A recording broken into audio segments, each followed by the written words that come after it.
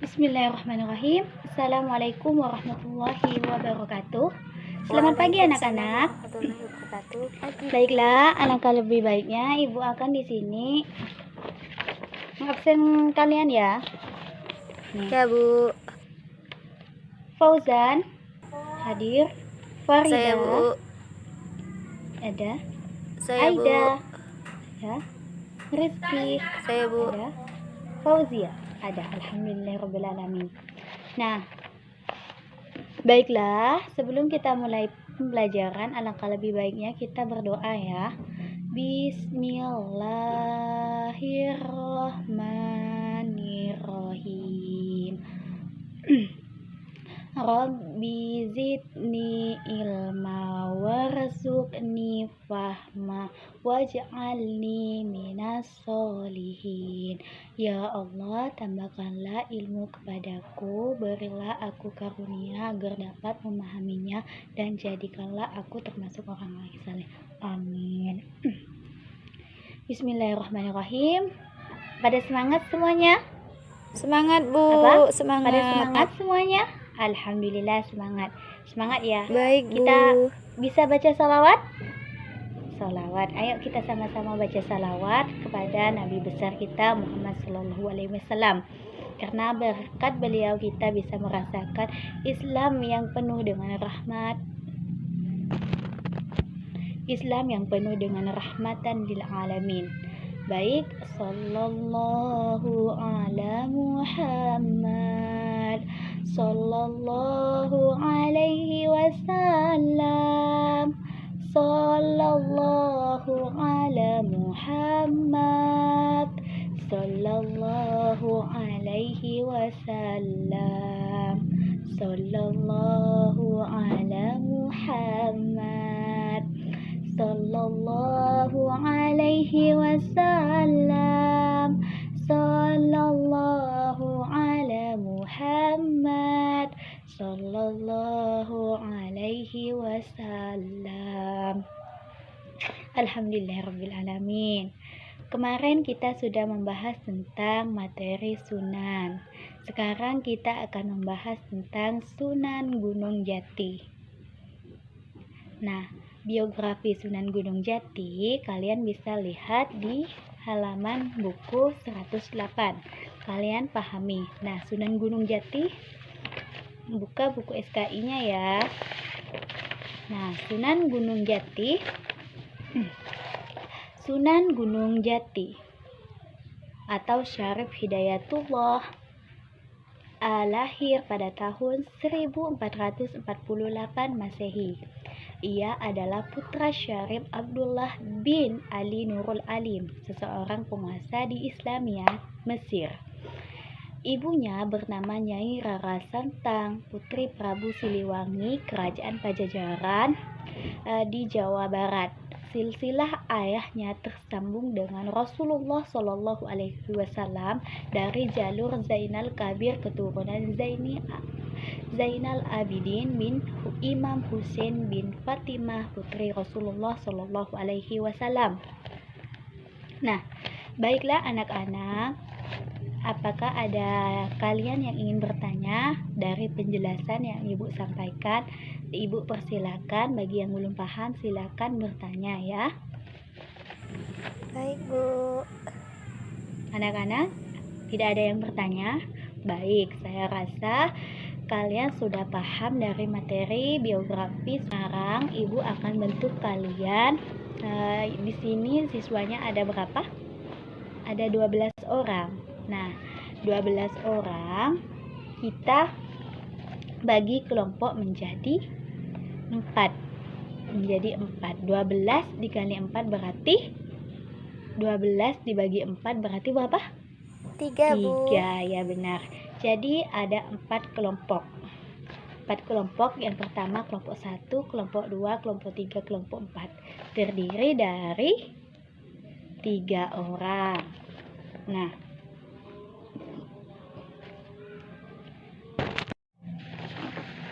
baiklah anak-anak, di sini sudah terbentuk semuakah kelompoknya?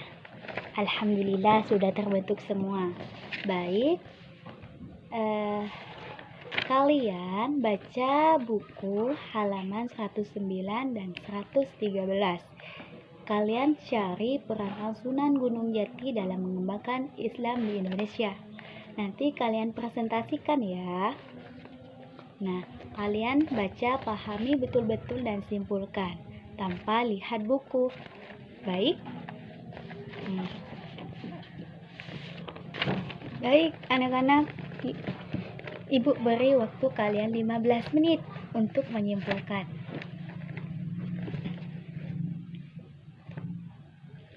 Baik, apakah sudah semua? Soalnya sudah 15 menit.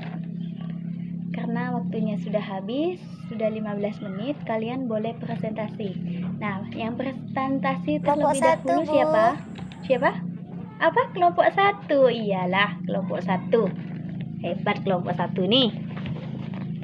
Rajin lagi belajarnya rajin ya.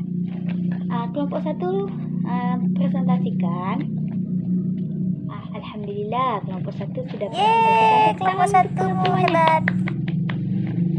Alhamdulillah. Selanjutnya kelompok 2 presentasikan. Alhamdulillah. Kelompok 2 hebat. Selanjutnya kelompok 3 presentasikan. Alhamdulillah sudah semua. Alhamdulillah baik semua ya. Sekarang kelompok siapa? Kelompok terakhir, kelompok 4, silakan presentasikan. Terima kasih Bu. Alhamdulillah. Semuanya sudah pada aktif semua ya. Alhamdulillah sudah pada aktif dari materi yang disampaikan tadi. Alhamdulillahirabbil alamin. Sudah pada rajin-rajin semuanya. Ibu aktif. Kalian aktif banget. Aktif sekali. Makasih Ibu Bu. mengapresiasikan kalian sangat aktif. Tepuk Makasih, tangan Bu. untuk kita semua. Alhamdulillah, tepuk tangan untuk kita semua. Nah, sekarang tadi kalian sudah menyimpulkan, maka Ibu akan memperjelas lagi dari kesimpulan yang kalian jelaskan tadi.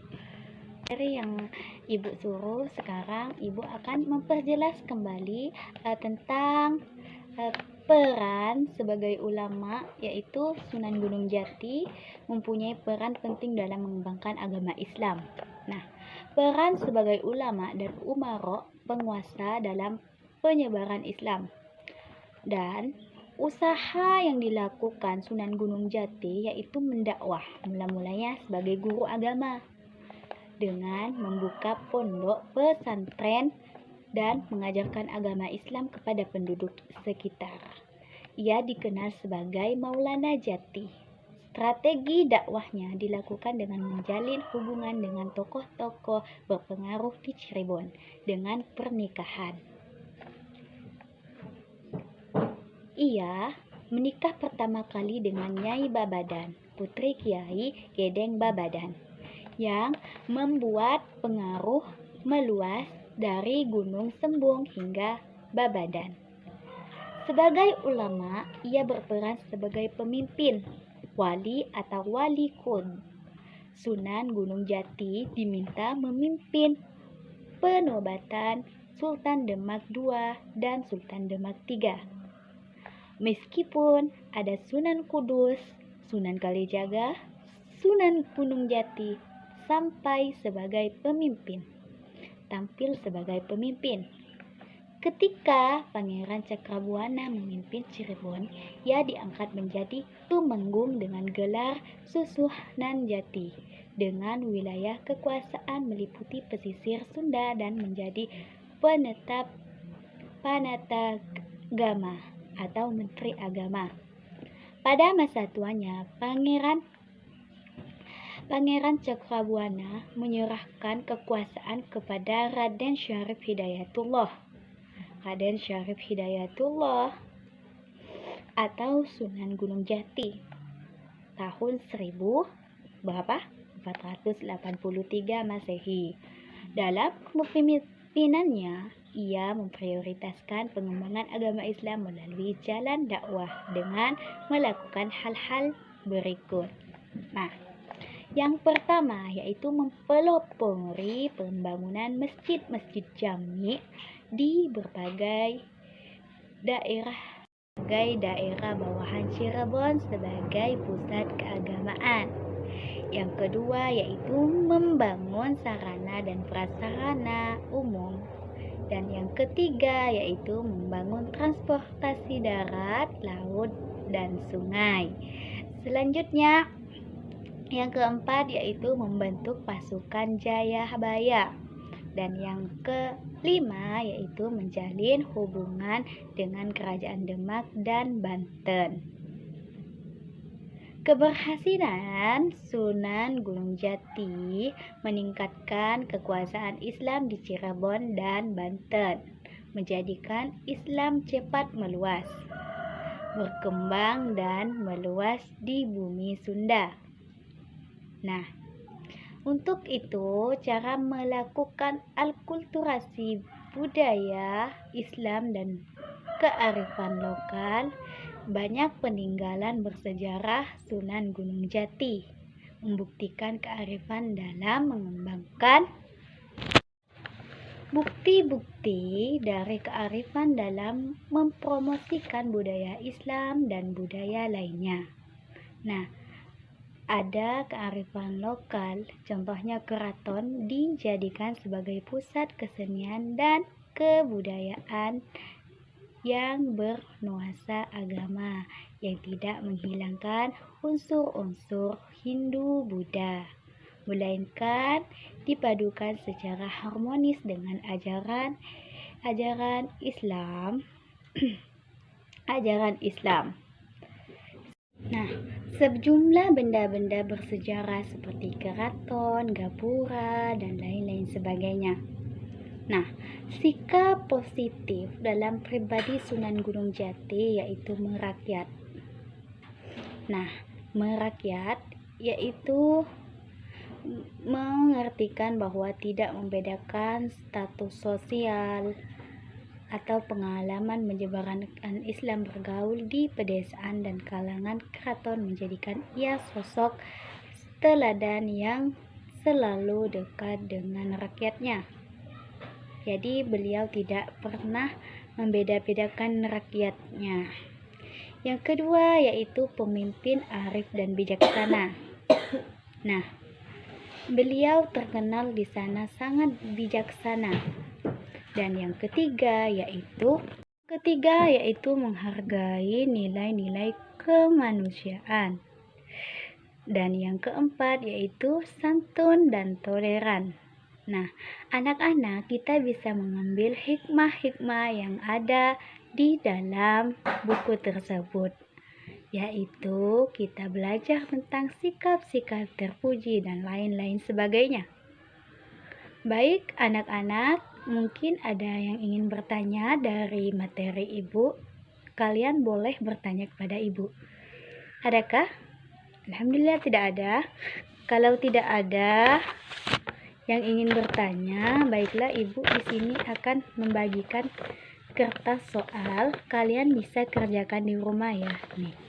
Nih ibu bagikan, kalian kerjakan di rumah. Jangan lupa besok dikumpulkan ya. Sekarang ibu rasa materinya sudah cukup jelas. Mungkin kita sama-sama membaca doa. Doa dimulai. Yuk kita doa, baca sama-sama doa untuk pulang ya. Bismillahirrahmanirrahim.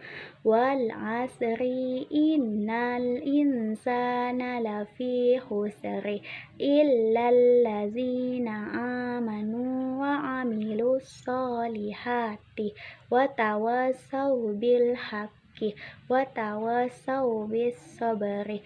Shadaqallahul azim. Amin.